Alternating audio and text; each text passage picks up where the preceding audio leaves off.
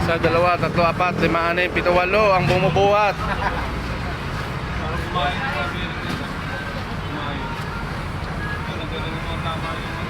Katindes, magkano? Ha? Magkano wala natin? Hindi lang yata, ano? 150, ano? Hindi deliver sa amin ganyan, no? Dalawang ganyan, 300. Yung marami yung sa lalaki. Dalawang ganyan na. Yung ganun katayan. 180.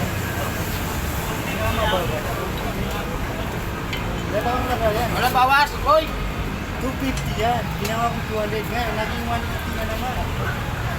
Ay, inubos mo lang pera ko. Magkano yan? Dalawa to. Dalawa to. Ha? Dalawa. Dalawang piraso pa laman. Kaya kayo. Eh, sa akin, dalawa-dalawa yun. Dalawa nga yun eh. Nakakatipid yun eh.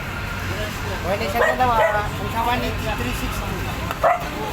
Ay ba, 500. Parang 150 lang isang ganito, ano? 150 na lang para sa lang. Mas muna pa sa service. Hindi na kayo. Mas muna pa sa Hindi ito nangahabol ng tao? Kasi mayroon natin din nangahabol.